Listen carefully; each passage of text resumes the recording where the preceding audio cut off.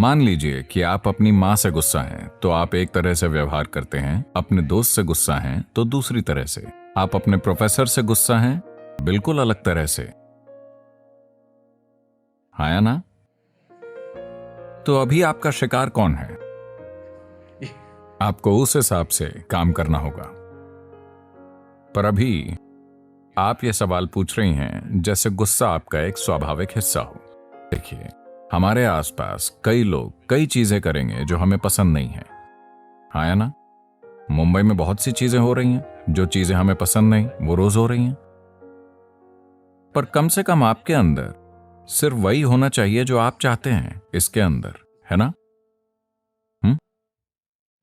मैं ये तय नहीं कर सकता कि जो मैं चाहूं सिर्फ वो आपके साथ हो, पर मैं ये जरूर तय कर सकता हूं कि जो मैं चाहूं सिर्फ वही मेरे भीतर हो, है ना?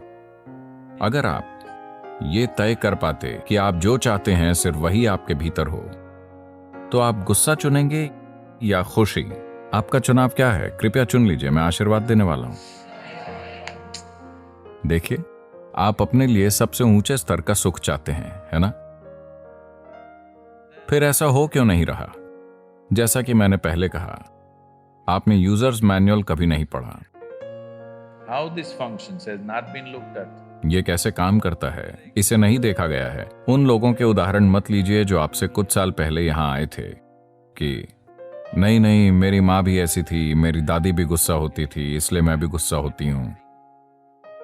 उन्हें आपके जीवन का प्रेरणा स्रोत नहीं होना चाहिए। मैं चाहता हूं कि आप इसे देखें। आपका विचार, आपकी भावना, आपका शरीर, ये आपके हिसाब से होना चाहिए, है ना? अगर कोई व्यक्ति ये तय कर सकता है कि आपके भीतर क्या होना चाहिए, तो ये सबसे बड़ी गुलामी है कि नहीं? आपके आसपास क्या होता है शायद ये हम तय कर सकें, पर आपके अलावा किसी को भी ये तय नहीं करना चाहिए कि आपके भीतर क्या होता है।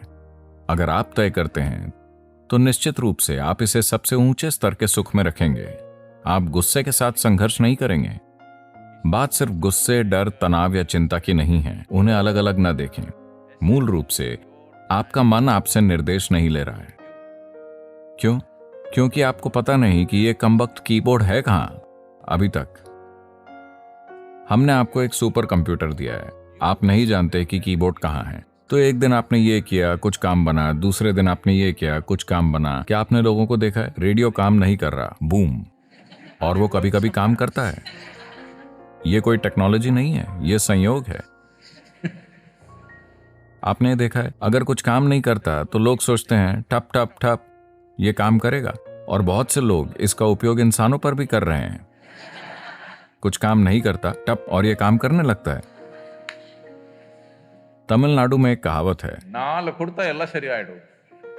That means यानी अगर आप 4 थप्पड़ मारेंगे तो सब ठीक हो जाएगा।